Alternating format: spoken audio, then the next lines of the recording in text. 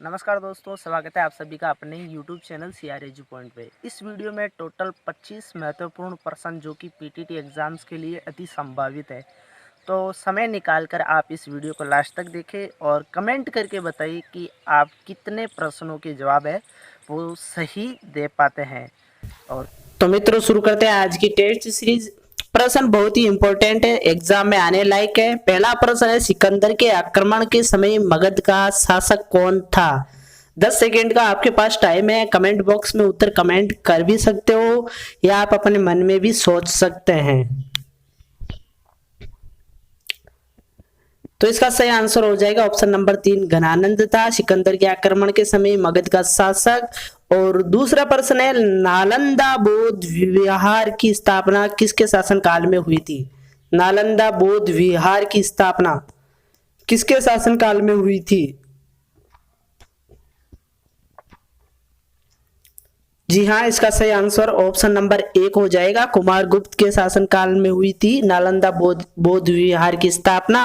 और तीसरा प्रश्न है, 1857 के विद्रोह के समय ब्रिटिश प्रधानमंत्री कौन था? देखिए, ये टेस्ट सीरीज है, इसमें हम प्रश्नों की व्याख्या नहीं कर सकते, ठीक है। अगर आपको किसी प्रश्न की व्याख्या चाहिए तो आप कमेंट बॉक्स में कमेंट करके पूछ सकते हैं। तो इसका सही आंसर ऑप्शन नंबर 2 हो जाएगा, पार्मस्टन था 1857 के विद्रोह के समय ब्रिटिश प्रधानमंत्री। और इसी से संबंधित चौथा सवाल है कि 1857 के विद्रोह के समय भारत का गवर्नर जनरल कौन था? 1857 के विद्रोह के समय भारत का गवर्नर जनरल कौन था? बहुत ही शानदार और इंपॉर्टेंट प्रश्न है ये। तो इसका आंसर हो जाएगा ऑप्शन नंबर 4, लॉर्ड कैनिंग थे उस समय 1857 के विद्रोह के समय भारत के गवर्नर जनरल। और पांचवा प्रश्न वेरी इंपॉर्टेंट, कुक्का आंदोलन को किसने संगठित किया? कुक्का आंदोलन को किसने संगठित किया था? यदि आपने अभी तक अपने इस चैनल को सब्सक्राइब नहीं किया है तो प्लीज सब्सक्राइब वाले बटन को क्लिक करके सब्सक्राइब जरूर कर दे। तो इसका ऑप्शन नंबर 3 सही है, गुरु राम सिंह ने किया था कुक्का आंदोलन को संगठित। और छठा प्रश्न है, राजा राममोहन राय के द्वारा ब्रह्म समाज की स्थापना की गई थी, तो वो कब की गई थी? राजा राममोहन राय ने ब्रह्म समाज की स्थापना कब की थी?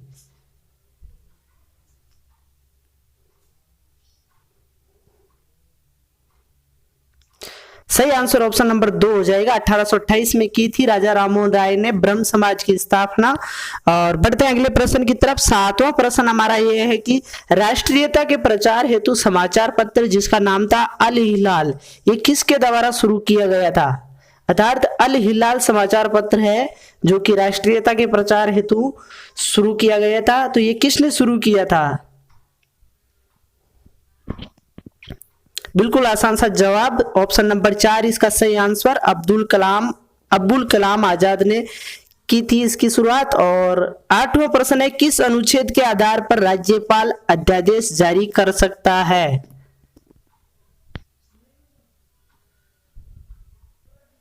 किस अनुच्छेद के आधार पर राज्यपाल अध्यादेश जारी कर सकता है?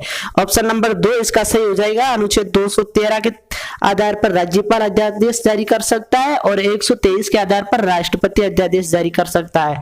9वां प्रश्न है, भारतीय संविधान में राजभाषाएं हैं वो किस अनुसूची में वर्णित है?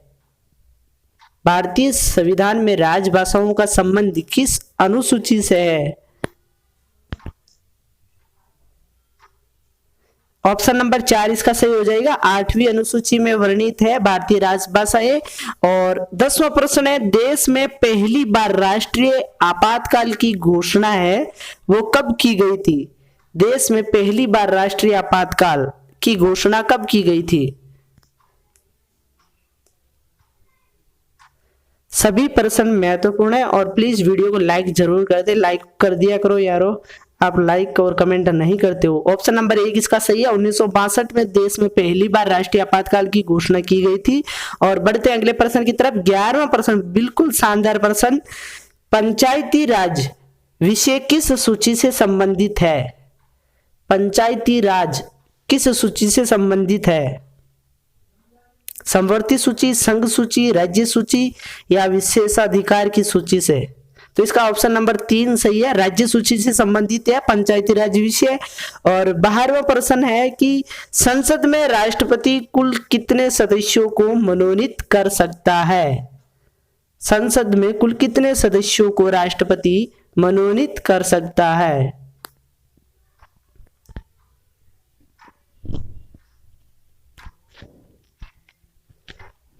तो इसका सही आंसर हो जाएगा ऑप्शन नंबर 2, 14 सदस्यों को मनोनीत कर सकता है राष्ट्रपति संसद में, 12 + 2, ठीक है, 14 सदस्यों को टोटल मनोनीत कर सकता है। और 13वां प्रश्न है हमारा कि निम्न में से स्थायी मेमोरी कौन सी है, या निम्न में से स्थायी मेमोरी है रोम, रैम, कैश मेमोरी या रजिस्टर मेमोरी?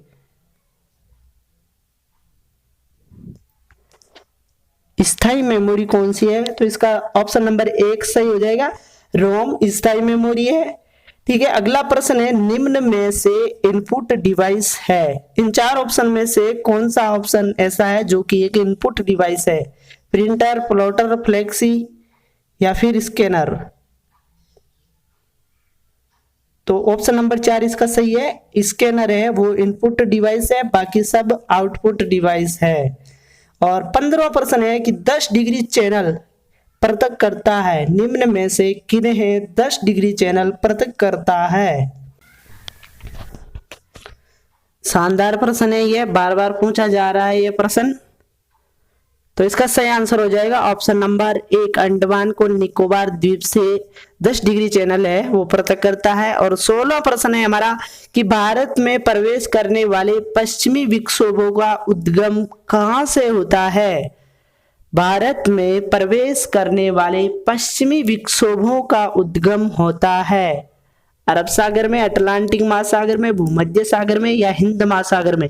तो इसका सही आंसर ऑप्शन नंबर 3 हो जाएगा, भूमध्य सागर में उद्गम होता है इनका। और बढ़ते अगले प्रश्न की तरफ। अगला प्रश्न है 17वां कि कोंकण रेलवे जोड़ता है, कोंकण रेलवे जोड़ता है, किनको जोड़ता है कोंकण रेलवे? बिल्कुल शानदार सवाल है ये। देखिए यहाँ कोंकण तट का नहीं पूछा है, कोंकण रेलवे का पूछा है। कोंकण रेलवे जोड़ता है, तो इसका ऑप्शन नंबर 2 इसका सही है, रोय से मंगलोर को जोड़ता है कोंकण रेलवे। और 18वां प्रश्न बहुत ही शानदार और इम्पोर्टेंट प्रश्न, 2020 का वेरी मोस्ट प्रश्न, फिरोजशाह कोटला स्टेडियम का नाम किसके नाम पर रखने का निर्णय लिया गया है? फिरोजशाह कोटला स्टेडियम जो कि दिल्ली में है, इसका नाम बदलकर अभी निम्न में से किसके नाम पर रखने का निर्णय लिया गया है? तो इसका सही आंसर ऑप्शन नंबर 3 हो जाएगा, अरुण जेटली के नाम पर रखने का निर्णय लिया गया है। तो इस प्रश्न को आप विशेष तौर से ध्यान रखें। और 19वां प्रश्न भी बहुत ही इंपॉर्टेंट प्रश्न है, प्रसिद्ध खिलाड़ी मानव ठक्कर का संबंध किस खेल से है? प्रसिद्ध खिलाड़ी मानव ठक्कर का संबंध है वो किस खेल से है? 2020 का इंपॉर्टेंट प्रश्न। ऑप्शन नंबर 2 इसका सही है, टेबल टेनिस से संबंधित है मानव ठक्कर। और 20वां प्रश्न है जीएसटी बिल को पारित करने के लिए कौन सा संवैधानिक संशोधन किया गया? संविधान में कौन सा संविधान संशोधन किया गया था जीएसटी बिल को पारित करने के लिए? आपका सही जवाब ऑप्शन नंबर 4 इसका उत्तर है, 101वां संविधान संशोधन अधिनियम 101वां संविधान संशोधन किया गया था जीएसटी बिल को पारित करने हेतु। और 21वां प्रश्न, प्रथम औद्योगिक नीति प्रस्ताव कब प्रस्तुत किया गया? प्रथम औद्योगिक नीति प्रस्ताव कब प्रस्तुत किया गया था? प्लीज टेस्ट सीरीज को अपने दोस्तों के पास शेयर जरूर करें। तो सही आंसर ऑप्शन नंबर 2 हो जाएगा, 1948 में प्रस्तुत की गई थी।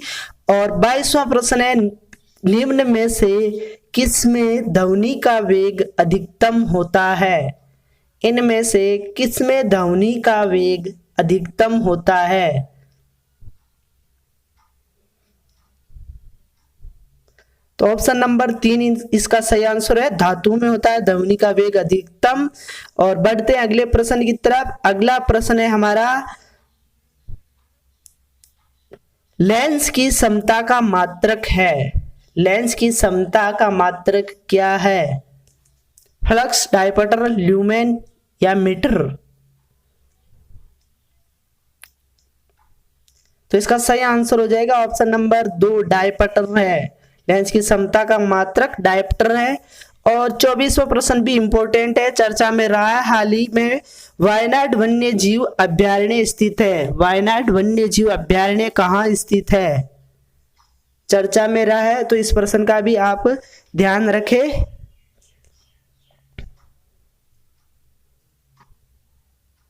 तो इसका सही आंसर भी ऑप्शन नंबर 2 है, केरल में स्थित है वायनाड वन्य जीव अभ्यारण्य। ठीक है, और बढ़ते अगले प्रश्न की तरफ।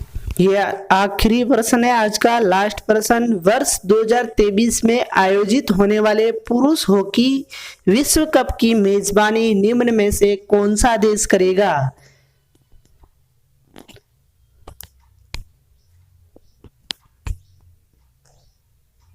तो ऑप्शन नंबर 3 इसका सही है, भारत इसकी मेजबानी करेगा। धन्यवाद मित्रों, बने रहे अपने इस चैनल के साथ। फिर से निवेदन, यदि आपने चैनल को सब्सक्राइब नहीं किया तो प्लीज सब्सक्राइब करें, वीडियो को शेयर जरूर कर दे। इस टेस्ट सीरीज से हमें 2 फायदे होंगे, एक तो तरह तरह के प्रश्न हमें देखने को मिलेंगे, साथ ही हमारा प्रश्न करने की जो स्पीड है वो भी बढ़ेगी। तो आप हर टेस्ट सीरीज को जरूर देखें। धन्यवाद। और आपने कितने प्रश्न सही किए हैं वो भी आप कमेंट बॉक्स में कमेंट करें।